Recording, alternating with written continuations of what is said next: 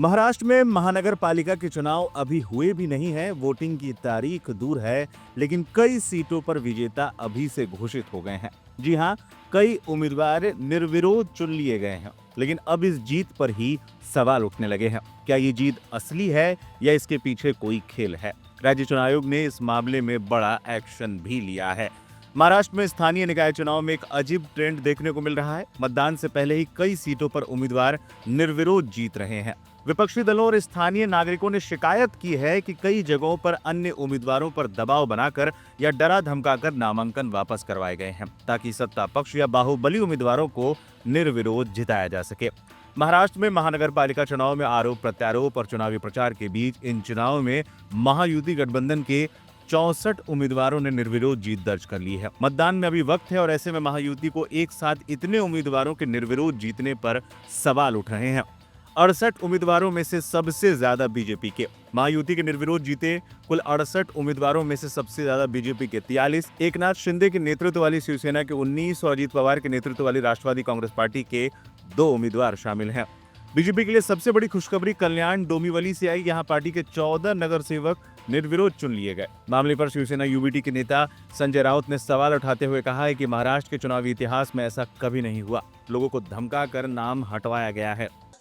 बात ऐसी है, देश के चुनाव के इतिहास में कभी ऐसा नहीं हुआ।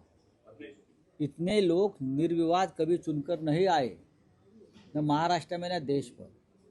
लेकिन महाराष्ट्र में पैसे की ताकत, साम दाम दंड भेद की ताकत से जो विरोधी उम्मीदवार है उनको उनका नॉमिनेशन पीछे लेने के लिए बाध्य किया गया। 64 लोग निर्विरोध कभी चुनकर आए हैं क्या? मुंबई, ठाणे, जळगाव, नाशिक, पनवेल, ये क्या ट्रेंड है? फिर जो मतदाता है वो क्या करे? वो क्या करेंगे मुझे बोलिए? उनको वोट डालना है, आपने उनका अधिकार छीन लिया। इस देश में बड़े बड़े नेता हो गए, अटल बिहारी वाजपेयी से लेकर पंडित नेहरू तक, कभी कोई निर्विरोध चुनकर नहीं आए। महाराष्ट्र में बड़े बड़े नेता हुए थे, कभी निर्विरोध चुनकर नहीं आए। प्रधानमंत्री मोदी, अमित शाह भी निर्विरोध चुनकर नहीं आए। लेकिन महाराष्ट्र में भ्रष्ट करप्ट प्रैक्टिस शुरू हो गई है। पूरी यंत्रणा, चुनाव यंत्रणा को खरीद कर ये अपने विरोधी दल के उम्मीदवार को भी खरीद लेते हैं, या दहशत में लाकर उनसे नॉमिनेशन पीछे लिया जाता है और अपने आप को निर्विरोध चुनकर आया ये डिक्लेयर किया जाता है। ये बहुत ही लोकतंत्र के लिए धोखा और खतरा है। चुनाव आयोग अब करेगा मामले की जांच। बताया जा रहा है कि विपक्षी दलों द्वारा नामांकन वापस लेने के चलते चुनावी मैदान खाली होने से महायुति को ये बड़ी बढ़त मिली है।